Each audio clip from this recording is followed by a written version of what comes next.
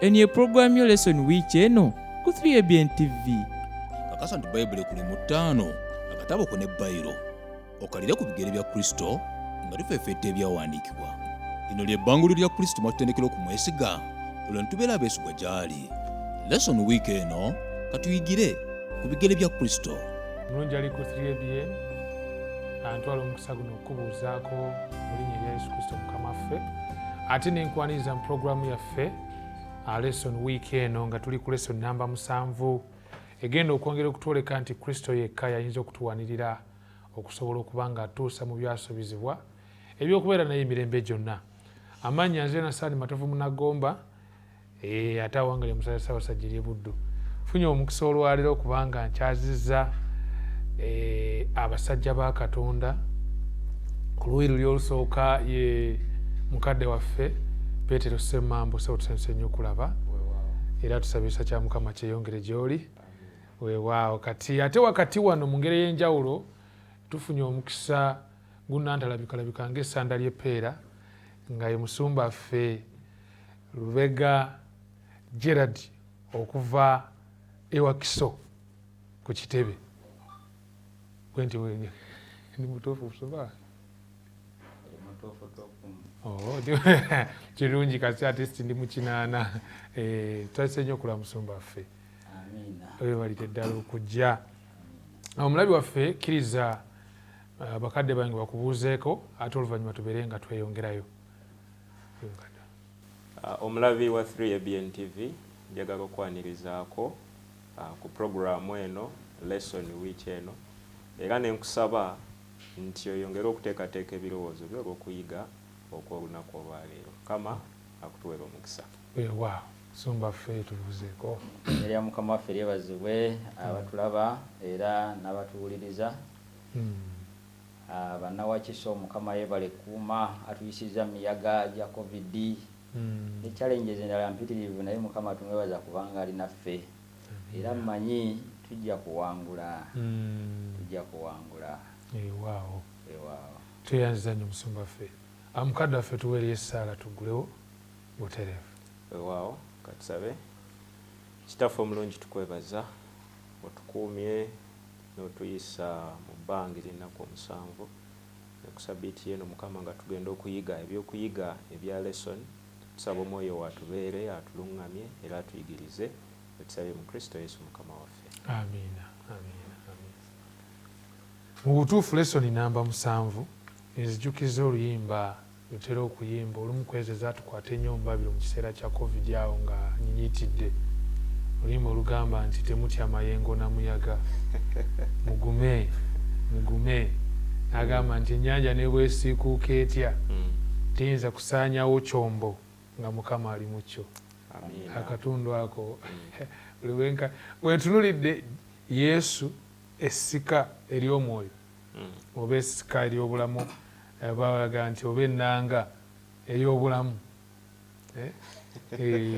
Ekyennanga kikyanoonyerezebwako naye nakyo kitundu ku makulu ag'ekigambo anka, kwegamba tugenda kuba twetegereza Kristo nga bwe yagamba nti nze ekkubo n'amazima n'obulamu, teri ajja eri Kitange okuggyako ng'ayise mu nze. Omulabi waffe onajjukira nti Leesoni namba 6 yatwoleka bulungi nnyo nti Mukama waffe Yesu Kristo yekka ye kabona asinga obukulu omwesigwa.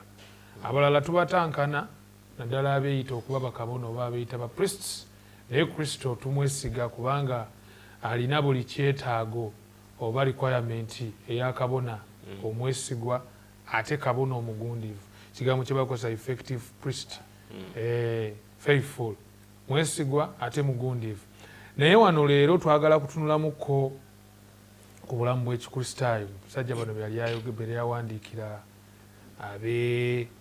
ab'ekkanisa eno, tulabe Pawulo lwaki ate abanga ayimirira muko omulamwa gw'abadde atambulirako gwa Yesu nga kabona, kati ali mutuwumuzaamu ku Leesoni namba 7. Musumbange nga temunaba kutandika kuntegeeza obumu ku bubaka obukulu wano obwalese nga twekubya obwama.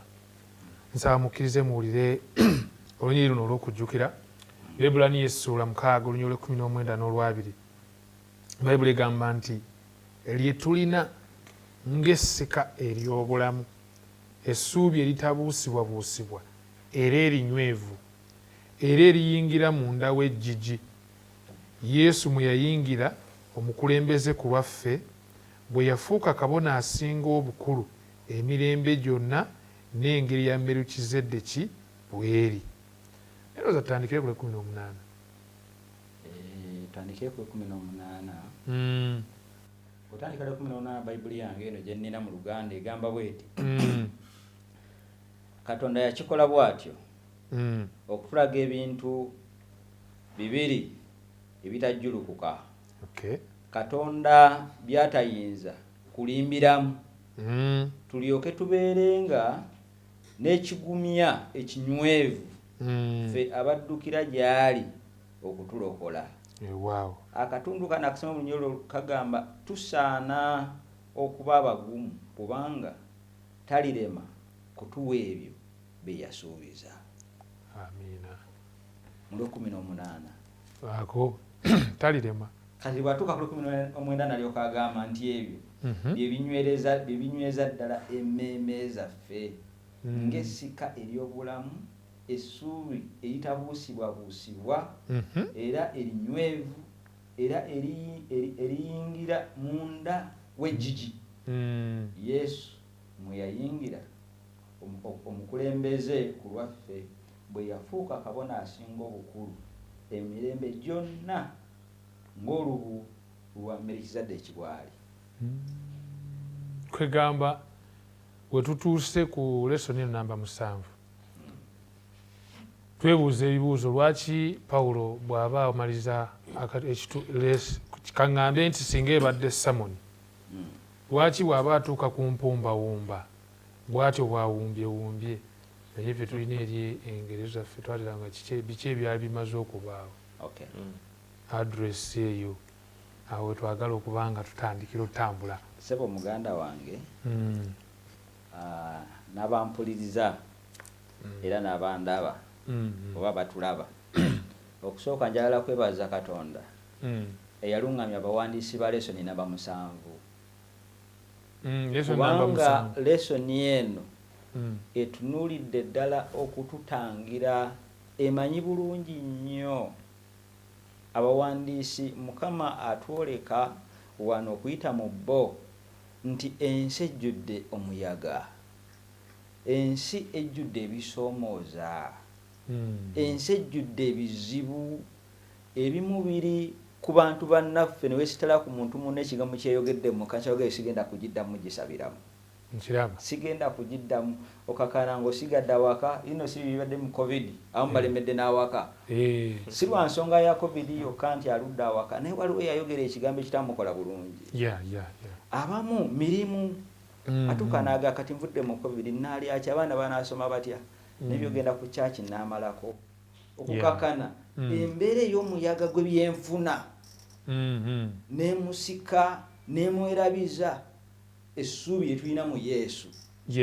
Kati abawandiisi ba lesoni bajja on board okulambulula. Pawulo ajja on board. Weebuuza abasajja na Ibraniya lwaki eri yonna yonna zaabalaga obulokozi, n'ekyewuunyisa nga abalaga obulokozi obuli mu Yesu kabona asinga obukulu, ate baddayo nga bamaze okuleka okukisa okuddamu ne babuusabuusa ne batandika okuddamu okukola saddaaka nga kiringa ekitamala.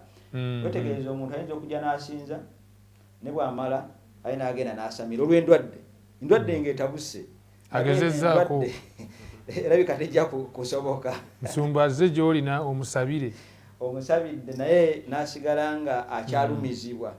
Natajjukira nti ebisuubizo oli byayogeddeko mu Lunyolo 18 n'agamba tagenda kulemwa kutuukiriza bisuubizo byonna. N'atandika okubuusa bambi olw'obulumi, n'agaaka ngende nsamire. Olwo juzi nadde nabwe njogera naye nga obulwadde bwaluma omwana agwa bugwawo n'aluzinga okutegeera naba nga takyategeera bulungi, kitutte emyezi egiwerako, naye yatambulidde n'agendako n'abeeka embeera ebasobedde, ne bagenda ne balagula, ne beeraguza ne basala n'embuzi n'asala endiga. Kwega ebizibu oluusi endwadde ezimu zitategeerekeka.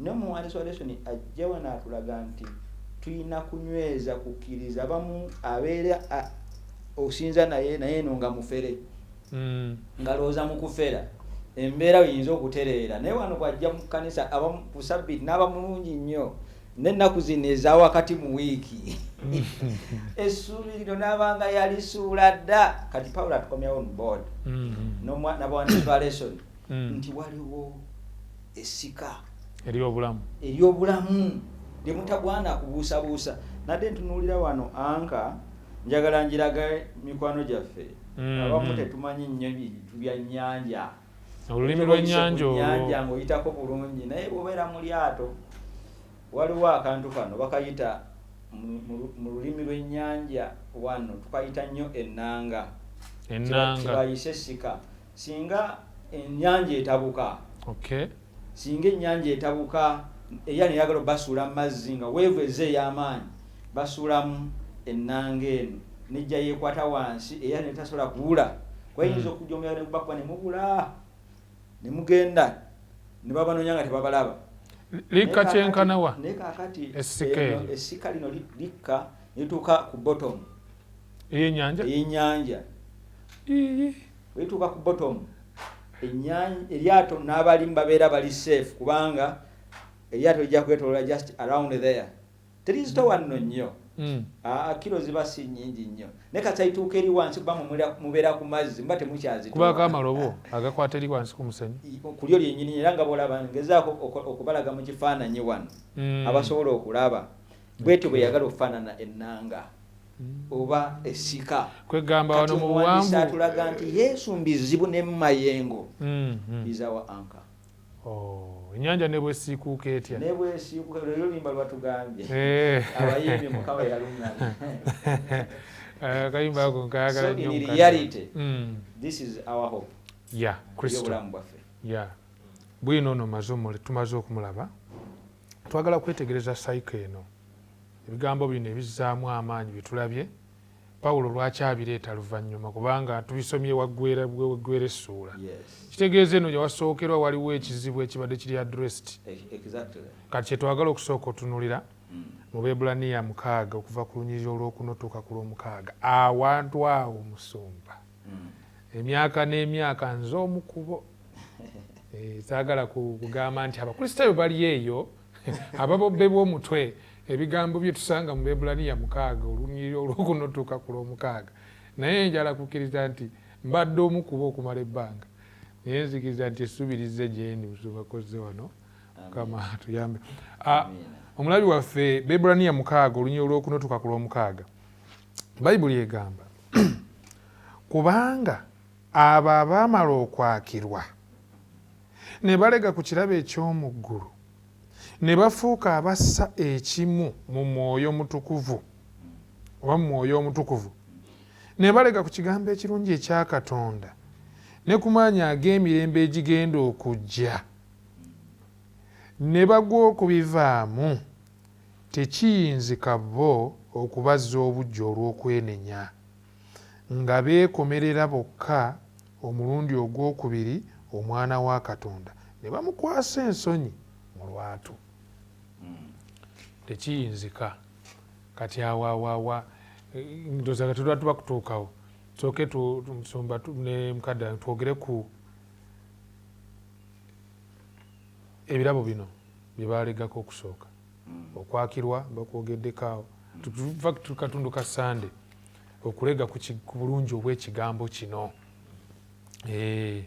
soke ne mukadde wange wale tunaba ku kigambo kyonna kye watugambye sooka otubuulireko wamusumba wana wali tekiniko wano nsaba gwoba osingira ddala otukulembera abo kasooka atuwulire ku byobolezeeko oluvannyuma musumba obeega otutegeeza ku ngeri impossibility eyo bwejja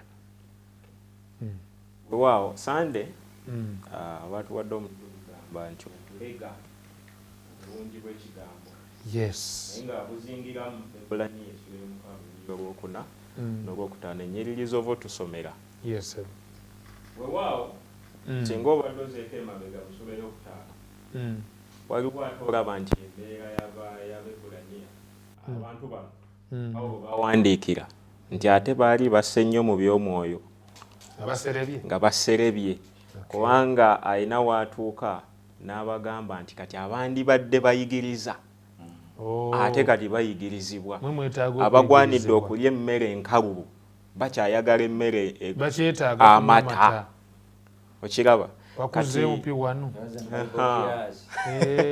nga kitegeeza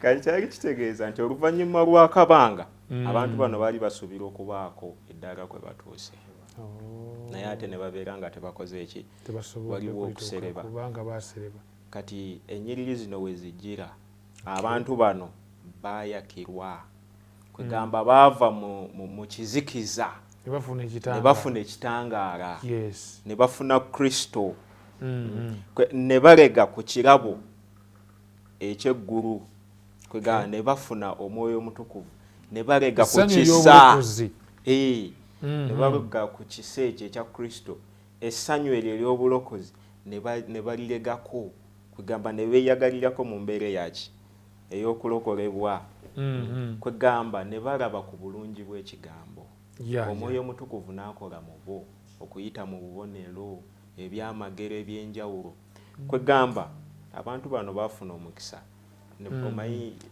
waliwo kye tuyita experiencing truth kwegamba okubeera nga amazima kitundu ku bulamu bwo nga kwegamba ne bw'olaba alimba ekibi kikuwunyira ziizi wegoga kati kwegamba abantu bano baaliko mu mbeera eyo era nga bw'olaba abaana ba Isirayiri nabo bwe baali Katonda yabaakiranga okuyita mu mpagi ey'omuliro ne balega ku bulokozi bwabwe okuva e Misiri ne bayingira eddungu basaza ennyanja ku lukalu Katonda okubawa emmaanu okuva mu ggulu buli lunaku kwegamba n'ebyamagero ebirala bingi Mukama byabakolera obufunze baayakirwa naye bwe batuuka mu ddungu wano wilderness experience olaba nti bino byonna Katonda bye yali abakoledde ate kwegamba babyerabira ne bataddamu kola ki kubijjukira ne batandika okwemulugunyiza Katonda tujjukira experience ya Kadesh Barnea esinga okwata abantu omubabire eyo bakwata nnyo omubabire era tetusobola kugikola ki kugyerabira kwegamba waliwo engeri y'abantu okuva ku mazima ne batandika okuddirira mu by'omwoyo ebyalabikanga ebibi mu kusooka nga baakiddwa ate kati bye batandise okukola ki okukolera ddala okuddamu bye bakolera ddala kati tulaba naffe tusobola okireetako mu mbeera zaffe eza bulijjo nti ffe nga abakkiriza amazima waliwo omuliro ogwo omuntu eyakakkiriza gw'aba nagwo okwagala okuulubereberye nga kwegamba anyumirwa n'okwogera ku nkyuka ye obulamu bwe obw'edda oba oli awo nakujja ne ku 3BN naawe obujulizi mujulira Mukama nkulaba naye ogenda okulaba ate nga wayise ekiseera ate nga akoze eki akaseera kali akasooka nga akyasoma bayibuli kyenkana buli lunaku asoma essuula 4 alambawo yakomye kati nze ekibuuzo kyennina eri omulabi nga tumaze okulega ku birungi bino byonna obulungi bw'ekigambo kikoze mu bulamu bwaffe tweyagadde kwegamba waliwo embeera omuntu mwabeera nga ebizibu ne biba bize bibanga ebitaliiwo kubanga asemberedde nnyo Kristo naye ebizibu bino bwe bijja eddungu lino nga tulituuseemu tusigala tunywedde oba naffe tubeera nga abaana b'Abayisirayiri ne twerabira kwegamba ebirungi bye tulezeeko Mukama Katonda byatuwadde fakiti nze ekira kyebuuzaawo nsumba nga nzija gy'oli neebuuza kijja kitya omuntu alezeeko n'ayakirwa n'afuna ekirabo ekyamwoyo mutukuvu omuntu n'abanga eby'omu ggulu kati bye biri ku bwongo bwe bifuga buli lunaku olukeesa yenna yeeyagalira mu kisa kya Kristo ayinza n'okuba nga bayire talina bintu bingi nga bugagga na birengera naye ng'omutima gwe mukakamu mumativu nze neebuuza transition eyo ate wa weegira kuba ndabanga omuntu ono ali fully guarded okusinziira ku experience eno gye tusoma bwadayogera Kadeshi Bariya nzijukiziza abasajja bagamba Musa n'otujja Misiri mu nsekulu kutamata n'omubisi gw'enjuki.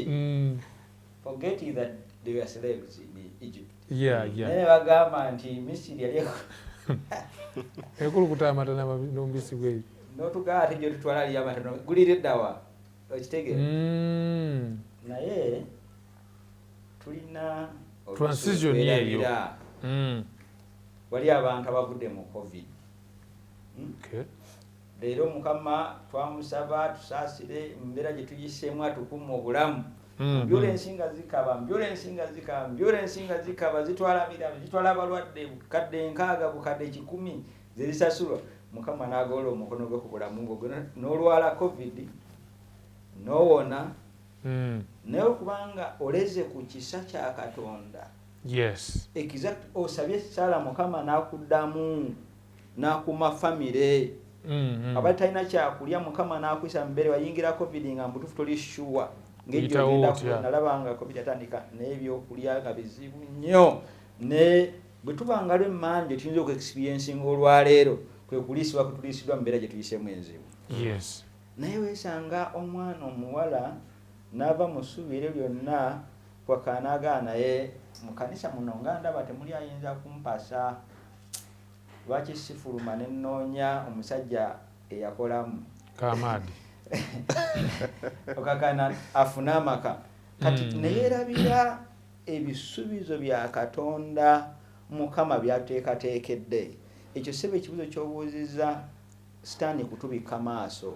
Kwegamba kijja kitya kiri mu kutubika maaso. Sitaani kutubika maaso. Ne weerabira Mukama byakkoledde emabega nga mukadde badannyonnyola bayita bibeerabira. Naffe tulabiddeko ddala Mukama nga yanukula okusaba kwaffe. Not a point Sitaani akwerabiza nti Mukama addamu okusaba. Omutukuvu wali wamu n'amazima gano n'ogategeera okukakana n'otandika okulaba Sitaani byatadde ku mmeeza wano olowooza nti byebyo naye n'akwerabiza. Bwadde osoma olunyirisi watulaze nti kabona n'asinga obukulu akuteeka mu lulyo. Bayibuli yatugaye lubu lwa mmere mu luse lwa Merekizadeki. Nawe meaning you were a priest. Naye olwaleero ye Yesu gyali n'akuteeka mu lubu olwo kati omeze penetrating. Omanyi kabona bwe yagendanga eri mu kifo ekisinga obutukuvu teyagendangayo yekka ng'omuntu, yagendayo as a representative of the whole nation. Kati Yesu mu kubeera ng'ateeka mu luse mu kya Merekizadeki nga kabona asinga meaning on our behalf tuli eri olwedde mu kifo ekisinga obutukuvu ku lwa kabona ani Yesu. Nera abo wamatuka eri Sitaani n'alyoka akubuza. Nkiraba kyogamba. Bweradde nsoma kolesoni yange netulaze nti nno si experience ya byawandiikibwa kubanga oyize nnyo ebyawandiikibwa tosobola kudda mabega nti Sitaani okutuuka ddala ku Bayuda Iscariot they were experienced in theology. Enlightened. Yes, bali balina okulungamizibwa era okwakirwa nga baakufuna. Lucifer alina okwakirwa okumumala okutegeera Katonda. Yabeeranga wali kusozebwa Katonda. Iscariot yalina okwakirwa nga alabye Yesu byakoze, alabye aliisa abantu, naye yakolako ebyamagero. Naye finally amaaso ge n'agajja kusika lino ekizibu kujja maaso gaffe. Kasita oli atandika okulaba ebirala nga birabika birungi, nalaba okubyenfuna, nalaba omulimu, nalaba omukyala, nalaba omwami ng'agenze. So we should not lose our focus. Kusika ngampadde embeera eyinza okufaanana etya. Abanaise bafuna omuyaga kituufu mu ddungu naye ekyabayitira okugwa kujja maaso gayo ku bisuubizo Mukama yamaze obbawa. Naye batuga ebisuubizo biri sure. Omunyiri waffe tebibusabuusibwa talimba. Omulabi waffe twagala kubanga tusooka tuwumulemuko bwe tukomawo tugenda kwetegereza ekyama kino ekyokuba nti omuntu tasobola singa abazze emabega okwenenya. Bwe tukomawo tujja kuba tuzula ebisingawo. Leesoni Wiiki eno. Pros Hebraios kigambo kya Ly'Omwoyo ngamba Olugereki ekitegeeza eri Abebulani oba Abebulaniya. Kwote eno tugenda kuba tutunuulira ekitabo kino eky'Abebbulaniya eriffe ab'ennaku zino ez'enkomerero. Weebuuza ebibuuzo ng'ani yawandiika ekitabo ky'Abebbulaniya? Oyagala kumanya ani obubaka obukulu mu kitabo kino eky'Abebbulaniya? Yesu Kristo Mukama waffe, oyo omuyinza w'ebintu byonna, kabaka w'abakabaka, omufuzi w'ebintu byonna, omwana wa Katonda ate omwana w'omuntu. Amaka ago gaziringitanye? Weebuuza ekyokola, tomanyi kyakuzzaako nga twolekera ebiseera bino eby'enkomerero. Tukwanjulira Yesu Kristo mu kitabo eky'Abebbulaniya wano mu Leesoni wiiki eno buli Friday akawungeezi ssaawa 2 paka ssaawa 3 wano ku 3ABN. Yiga Bayibuli yo otebenkere mu Kristo. Omulungi ali ku 3ABN twongera okukulisayo mu kuwumulako n'okwaniriza mu Leesoni wiiki eno. Tuli ku Leesoni namba 7. Tuli mu kwetegereza ekyama ekyokuba nti Kristo ye Essika ery'obulamu. Kwegamba mu muyaga guno ogukunta ennyanja ne bwesiikuuka etya tegenda kusaanyawo kyombo nga Kristo ali mu kyo. Ekitegeeza nti gwe atulaba mukwano gwange twetaaga Kristo bwe tuba bakutuuka mu ggulu. Wakati mu muyaga guno gwe twetaaga. Naye bwe tukomye nga twebuuza kijja kitya okuba nti omuntu bw'aba nga azza emabega, falling away from Christ, okugwa n'ava ku Kristo, tekiyinzika, tekisoboka, impossible. Engamba bwe lulimi lwokoze nenamu nensoma nga impossible, engamba omusajja ono tekisoboka. Musajja omulala Petero naye n'agenda n'agamba nti kyasingako singa teyamanya okusinga okumanya nadde emabega, nti abeeranga egundi eri eyeekulukuunyiza. Kwegamba musumba tekisoboka kitya zaawe wensaba tukitegeere, kubanga ffe tulowooza nti omuntu bw'akomawo eri Kristo ssaawa yonna asobola okusembezebwa.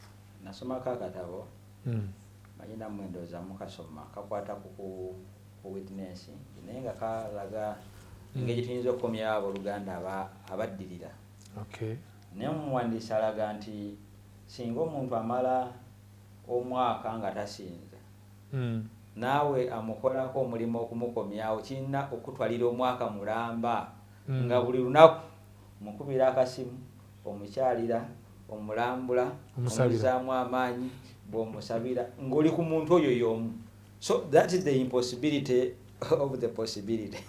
Obuzibu obuli waawo singa omuntu adde emabega. Omuwandiisi akulaga nti abazizza Yesu ku musaalaba. Si kaseera kange omuntu nadde emabega. Biseera ebisinga abamu bagamba ekibi kiwooma. Bw'abanga yaleka clubs ng'olusi yazigendangamu naye kuno nadde emabega nandika okunywa ku mimikono gy'emutane mu club okuddamu gimusalako aba alabanga eyakolaki, aba alabanga eyafiirwa. Kakyogezaako mugamba amu ate alinza n'okwekweka nga tayagala baluganda kumukyalira, ayinza n'okuggalawo oluggi nga tayagala baluganda bagambe sikola ki, abaana mubagambe siriiwo. Kwegamba asala amagezi gonna okulabika nti yeesala ku nteekateeka y'obulokozi newankubadde ate mu kusooka nga bwe twalabye nti abadde yalega ku bulungi buno obw'ekisa kya Katonda. Omuwandiisi atugamba it is impossible kubanga abantu bano baagala nnyo okunyumirwa obulamu obw'ekibi naye nga temuli kalungi. Kuba musumba aliwo alaba nga mwana wa ssomero yagenda n'asomera mu ssomero lya kanisa naye ekiseera ne kituuka n'agamba nti kaŋŋende nyumirwe ku bulamu bw'ensi. N'agenda era ali eyo kati ssaawa zino atulaba asoma ebigambo bino nga bigamba it is impossible. Talina ssuubi awantu awo. Kwegamba omuwandiisi bw'atulaze wano kwegamba njala okutegeera impossibility weeri newa wali possibility. Era nga mu 6:18 nti Katonda talimba.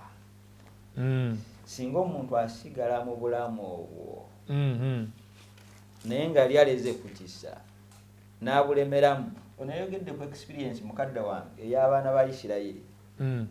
Singa that very moment nga bali mu Kadeshi baasalawo ne beenenya n'ekyabazikiriza ettaka okubamira they insisted bagamba abantu mube mu nsisira za koola muziveemu mudduke baati ne balemeramu ne famirizi zaabwe bantu nga bina naye singa that very moment baasalawo yes ne baleka obujeemu awandibadde possibility y'obulokozi bwabwe neni most cases abantu baguguba n'omukyalira n'omusabira n'omuzama n'alemerako nagamba nze sikyadda nebyokola bingi era byosanga nga abakristaayo abamu abadde babalambula amuvaako agwamu amaanyi kubanga alaga oli nti alemeddeko naye singa wabaawo omukisa omuntu ono nadda eri omulokozi n'ategeera ekibi kye wewali obununuzi bwaffe wokka kwegamba ekibuuzo njagala kola comment eno buli omu amanyi yagudde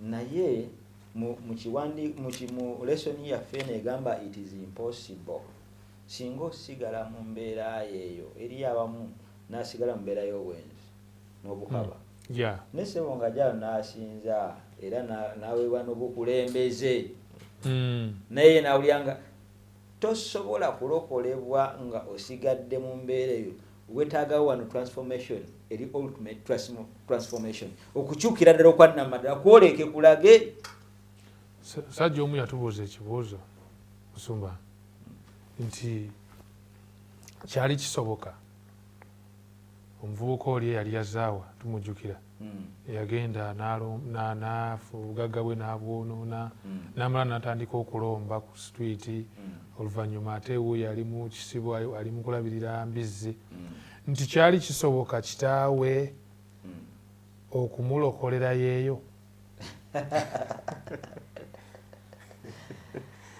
kituufu Katonda alina ekisa kuba ekyawandiikwa kiripresentinga story eripresentinga abaana ba Katonda engeri gye babula ne bava mu kisibo naye briefly nno omusajja yali ayogerwako yali Matayo kubanga yali agenze n'afuuka omusolooza ow'omusolo mu bantu bali abayitibwanga embizi ebitali birongoofu abaloma gavumenti naye yali akoze okudda emabega okukomawo mu kanisa n'abayudaaya ne basigala nga bakyambuboola agate kisoboka oyo omusolooza w'omusolo abadde alya n'embizi alya ku ssente nkulaba naye walaga ekisa kya Katonda ekyenjawulo naye mu buli ngeri yonna tayinza mulokolera eri mu musolo yali alina kusooka kudda neyenenya nadda mu kisibo era kambaka ya Matayo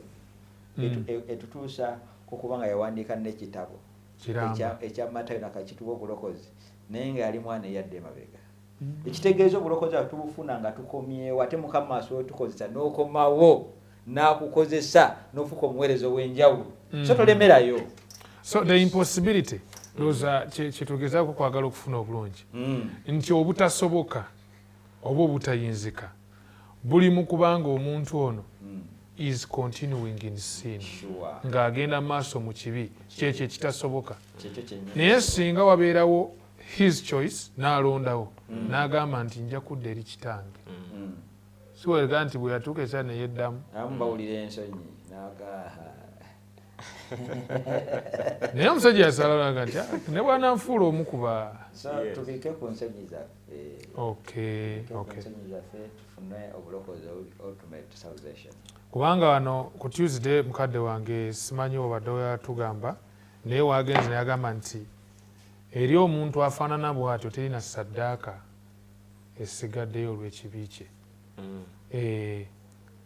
kwongera okulambulamu katono awo ku nsonga eno etegereka eyongere okugaziwamuko yes weewaawo ngenda kutandikira ku kino mukadde wange kyamaliddeko nti bw'osoma eri mu Yokaana ebbaluwa esooka sura 2 obusooka Yokaana agamba nti abawandiikidde balemenga okwonoona naye omuntu yenna bw'aba ayonoonye ate addukira eryani eri Kristo era kyagamba mu sura esooka obunyiriri olw'omwenda Yokaana ebbaluwa esooka nti ye mwesigwa era omutuukirivu okutusonyiwa ebibi byaffe byonna singa tubyatula N'olwensonga tunuulira omulamwa guno nti tewasigaddeyo nate ssaddaaka olw'ebibi. Yes. Kino kisigala kiyimiridde nti bwe singa tudda mwetegefu okukola ki? Ogamba byonna bibeera ddi ebituufu. Yes. Kaakati kyetwagala okulaba ani oyo ayogerwako wano nti tesigaddeeyo ssaddaaka ye. Waliwo ebintu bisatu bye twatunuulidde mu lesoni eno. Ekisookera ddala y'omuntu oyo atandise okulinnyirira Yesu, okumulinnyako kwegamba nga tamulabawo kakozesa olwo olulimi n'atandika okukwatibwa ensonyi Yesu. Yes. Kwegamba n'amugja ku nnamulondo n'amuwemukira dethroning. Okay. N'amugja kugamba nabeera nga si yaafuga ebirowoozo bye n'abiwaayo eri obufugo buki ekifo kya Yesu mu ye n'aba nga akitaddemu omulala. Weewaawo. Okay. Kati awo nnamulondo Yesu n'abeera nga agikoze eki agivuddeko. Of course bw'agivaako sitaani yakola ki? Yafuga. Kati omuntu bw'ati awaddeyo ekitebe kye eri sitaani ate nga si mwetegefu kwatula tesigaddeyo ssaddaaka gy'ali. Ekyokubiri kwegamba kwe kubeera nti omusaayi guno ogw'endagaano nagwo tegukyakola makulu. Waliwo omuntu atuuka ku levo n'agamba naye nze nyonoonye nnyo sikyasobola na kusonyiyibwa. Kwegamba ng'alaba ssaddaaka eno temala okugyawo kibi kye, agigyemu obwesige. Kati obwo omuntu bw'atuuka ku levo efaanana bw'etyo tewasigadde eki ssaddaaka. N'ekyokusatu waliwo kye bayise despising the spirit of grace. Okulengeza, okunyooma omwoyo oyo waki ow'ekisa. Omwoyo bw'ayogera naffe kwegamba n'atulumiriza, kwegamba eddoboozi eryo ne tutalifaako, ne tulivuunika, ne tulibikka. Buli lw'obikka eddoboozi eryo ery'omwoyo omutukuvu oba tokyasobola kuva mu kibi ekyo. Kuba otuuka n'okimanyiira kwegamba nga tekikyakola naki. Kwegamba ne bw'okikola tokyakifunamu buzibu. Bwe kuba kulimba okyenyumiriza namu n'eba onoolimba enkyo opulaninga leero biki by'onookola ki. Newankubadde waliwo eddoboozi erikugamba naye gunti wandirimbye oli mukristaayo oligamba sirika. Nina okuyitawo kuba nakyo kitandikira ki mpola mpola. Sirabe eti wange mu lunyiri lwa Isaaya ey'e14 mu 13 Lusifa yagamba nti naye yayogera mu mutima gwe, yayogera mu mutima gwo nti ndirinnya mu ggulu, ndigulumiza entebe yange okusinga emmunyeenye za Katonda, era ndituula ku lusozi olw'ekibiina ku njuyi ez'enkomerero. Agamba ndirinnya okusinga ebire bwe bikoma, ndifaanana oyo ali waggulu ennyo. So naffe experience gyayogerako waliwo bwe tutuuka nga ebya Katonda tebikola makulu, etufaanana ng'omusajja ono. Ekkanisa n'olabikanga eri n'abamu banyiganya ssebo n'ekkanisa. Omuntu atuuka okola olutalo ku kanisa aba atayalaga nti ali waggulu waayo. Watuuka okolera olutalo ku bukulembeze bw'ekkanisa aba ali waggulu waabwe, ku bakadde, ku basumba aba yali asukkulumya alinnye alaga nti ali waggulu, naye mu waggulu awo alaga nti ali on top of Jesus. Buno obukulembeze bwa Kristo. Yes, exactly. Amutadde wansi amulindirira. Naye ekintu kyalina kuzanyisa kye batugambye wano mu lesoni ye ssaddaaka ya Yesu Kristo. Agambye no sacrifice for sin left. Tuzanyise ebirala byonna, tukole ebirala byonna, naye ekisa n'obulokozi obuli mu ssaddaaka ya Mukama waffe Yesu Kristo. Eri abamu n'ayogera n'agamba nti Yesu si Katonda asimanyi. Boogera ebigambo bingi, naye omuntu oyo aba ye alaga nti asukkulumye, ye alinnye waggulu, ali waggulu. Naye omuwandiisi wano alayita okulabula. Kubanga okyali mu muzannyi, okyasaagasaaga, jjukira teriyo mukisa mulala gwa bulokozi okuleka saddaka ya Mukama waffe Yesu Kristo. Kwegamba teri kkubo ddala. Yes, Bwe tuyinza kuyita abasomi ba Leesoni n'abantu ffenna mu kanisa yaffe. Yes. Tuleke kuzannyira mu kigambo kya bulokozi. Tuleke kuzannyira ku bulokozi bwaffe kubanga oli kukuzannya kiringa bw'onaazannyira mu nnyanja ogenda kuzikirira, ogenda kugwamu ofe. Bagamba okwate ku nkaako. Katubeere serious ku bulokozi waffe Yesu Kristo. Kituufu ebirala byonna biyinza okubaawo tubikole naye kituuka kunoonya Katonda tetugwa na kusaaga. Tewali saddaaka ndala. Weewaawo Sumba tweyanza nnyo. Kati nno wano we tutuuse tugenze ku kye twandiise address to the problem. Obuzibu bwo tumaze okubulaba. Bulungi nnyo nti tekiyinzika era tekisoboka eri omuntu oyo agenda mu maaso n'okwonoona ate okoma omukwenenya. Tekisoboka. In fact nadde n'ekibuuzo wano kinale njala okubuuza nti tuyinza tutya okuyamba omuntu ono oba tuyinza tutya ffe ffennyini okufuba obutatuuka ku kusalawo bwe kutyo okwokubanga otuuse n'okulengeza kubanga simanyi Musumba naye kino mukiraba mutya naye ndowooza nti omuntu otuuka wano watuuka okubanga alengeza saddaaka ng'eddoboozi lya Mwoyo Mutukuvu ne bwe lyogera takyalitwala nga kintu kikulu. Ndowooza it's a process nti wabaawo reflexive actions ezigenda maaso nga naye takigenderedde oluusi oba oli awo alagajjalira okusaba alagajjalira okuyiga Bayibuli kyabadde akola regularly ng'akivuddeko interest n'egenda ng'ekola ki ekendeera neyeesanga ng'ali mu position nga kizibu okusalawo okukola ekituufu ate nga kyangu osalawo okukola ekikyamu. Ndowooza kijja bwe kityo mpolampola. Naye tuyinza tuyoyamba omuntu ono ge magezi gensaba tusooke tugabaneko mu dakiika 2 then tugende katundu kana akasembayo. Tuyinza tuyoyamba omuntu ono obutatuuka kusalawo kulengeza saddaaka ya Kristo. Ayinza ziyiza atya? Wasulayo practical steps eriyo yatannakikola. Kantandike ne story eno nagisomye mu Leesoni yange wano. Gegamba nti omusajja omu yakola ekibumbe. Ekibumbe kino kye yakola nayagala kiguze aba museum oba gye batereka ebintu ebikadde ebyedda kisobole okubeera eyo. Naye ekibumbe kino museum bali bagiyita ya Get Museum. Naye yayagala kitundeyo obukadde 10 obwa $. Oyinza obuyita obuwumbi obwa wano nga 3 mu bukadde 600. Kyali kya bbeeyi kubanga balambuzi mu nsi ezirambula ekyo kyangu nnyo okomyawo ensimbi ezo.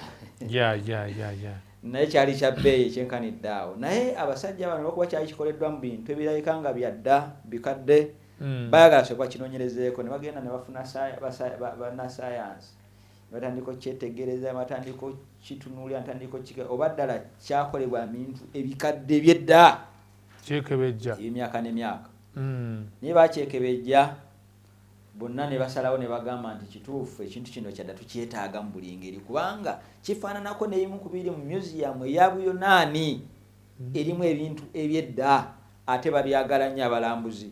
Ekyo tunakifuna mu museum yaffe eno ejja kwongera okwatractinga abantu bangi. Era finally ne banoonyayo omukugu omulamu University ya California. Omukugu ono n'atwala ennaku 3 ng'ali ku kibumbe kino akyetegeeza kyekebejja n'engeri kyakolebwamu. Finally naye n'abawa lipooti n'abagamba mu lipooti nti kituufu tukyetaaga kubanga ebimu byenkebedde bikiriko bino okufaanana bwe biti birina okubanga bimaze emyaka 10 na 10 n'olwekyo tukyetaaga enkumi ezo. Finally ekibumbe bakigula obukadde 9 obwa $. Sente zaali mpitirivu nnyo. Naye waayitawo akaseera nga bakakitwala abasajja batunulya ebintu ebikadde bakyetegeeza ne bagamba bo nga tebagenze na kunoonyereza ne bagamba ekyo kiri fake. After that extensive research. Science yena nga amaze okukebera bakozesezza buli mashini zonna ezikebera ebintu naye bano abasajja bajja bagaa kintu kino kiri fake bawa nsonga ki era kituufu ddala ekintu bagenda okyetegeeza nti kyali fake lwaki science yali azibye amaaso bano aba museum n'aba science ne balowooza nti science ayinza otuukiriza byonna era ne balirayinga ku science. Abantu baffe bangi bavudde mazima naye nga balabanga ebyakatonda ebyetaaga science batunulidde science bakuliriza science ifo kyokuliriza ekigambo buli kimbaga kiteeka mu test tube n'obulokozi baagala buteeka mu test tube bakakase ddala buliriyo. Okay. Naye amagezi getwagala okubawa abantu abasirituse okuva mu kukkiriza oba bano abatannaba obutatuukayo. Yes. Tuyina okuraisinga our faith.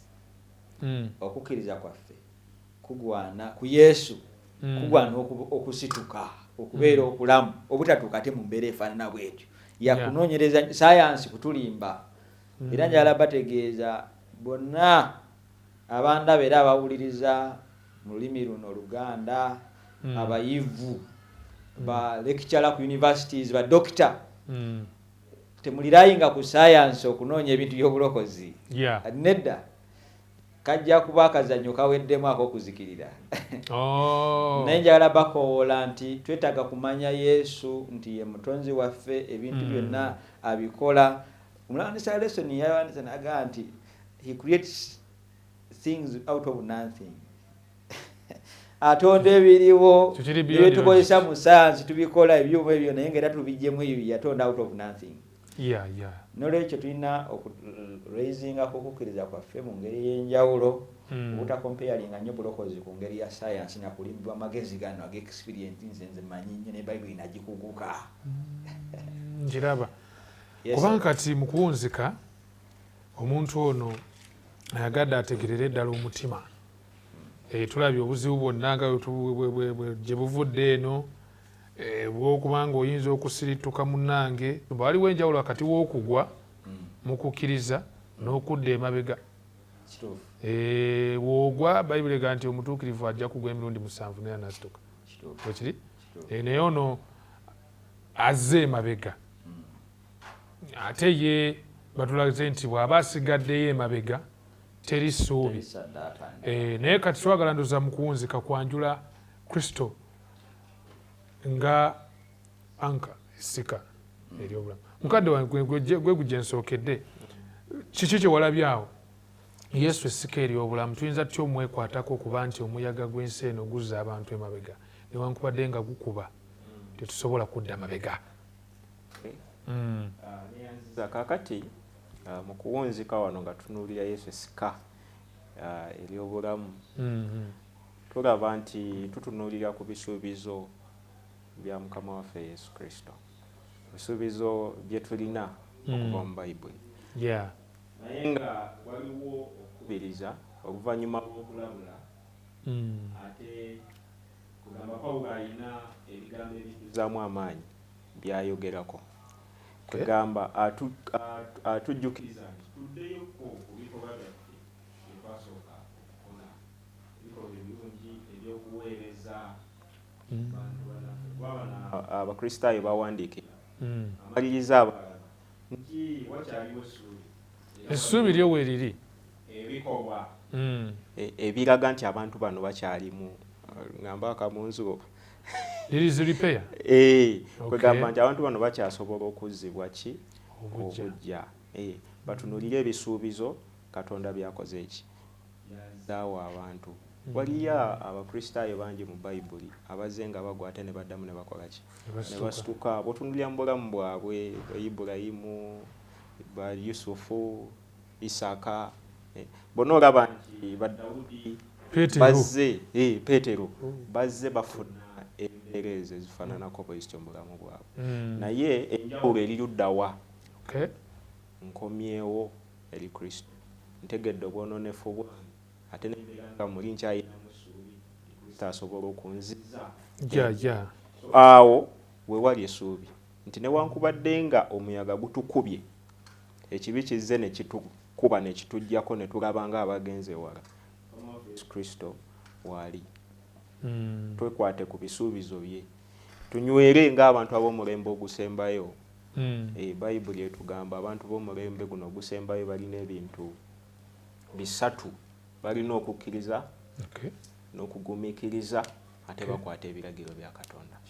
Okukkiriza, kugumiikiriza, yes, n'okwata ebiragiro bya Katonda. ate mwatu bye bisingira ddala okutulemesa okweyagalira mu bulokozi. Bw'oba tobirina, bw'oba tolina kukkiriza, bw'oba tolina kugumiikiriza n'obuwulize, ebintu ebyo birina embodiment. Mukwano gwa Kristo oyinza obutagwenyumirizaamu nga tobirina. Nsumbange katuli mu kuwunzi, tuli mu kusiibula. Omuntu ono ayagala kuyambibwa omulabi waffe okubanga ayongera okumanya bw'ayinza okwenywereza ku Kristo, okwesuubira ku ye. Tulina olimba lutera oyimba ffe aberi abeekanyanya nti mu kibuyaga w'ensi nze neenywereza ku Kristo. Twaluyimba ng'eddala nga lutuwoomera. Kwegamba practically omuntu ayinza atya okwenywereza ku Yesu mu muyaga? Wewe tukirabye mutugambye nti wenywereze ku Yesu. How? So neyanziza era abayizi ba Leesoni nga sinagenda nnyawo tujjukizibwa nti bulokozi bwaffe n'obutambuliramu n'okwongera okukula tulina abanafu okubasitula bannaffe, kubazzaamu amaanyi, kubanga nga bw'oyogedde nti oluusi mu lugendo waliwo omuntu lwayinza okulabika nga aweddemu amaanyi.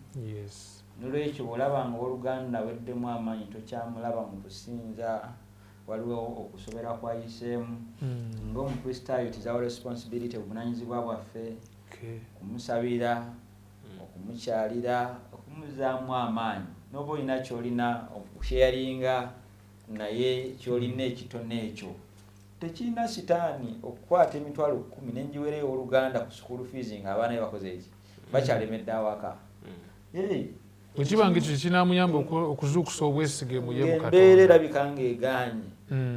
Nsobola okukwata emitwalo 10 nze abange emaze obbazaayo. Tekirina nnyo makulu okubeera n'akawumbi ka ssente obukadde bumeka, naye ate nga mmanyi abamuganda wange tebanaddayo ku ssomero. I can share omwana we naddayo ku ssomero. So tuziŋŋanamu amaanyi mu lugendo. Kubanga kye kisinga okubeera ekikulera ekyobulokozi, kiraga nti tutambula tugenda mu maaso. Kuggwe mukisa neoli. Exactly. Naye Yesu wano kubanga Essika nagiyise ennanga. Bwe tunywerera ku ono tambulira awo. Olwo teroga nti yasudde ennanga. Bwe tubeera ku ono n'emitaano ejja nga gifaanana gitya, Yesu ono asobola ddala okutuyisaamu n'atuwanguza.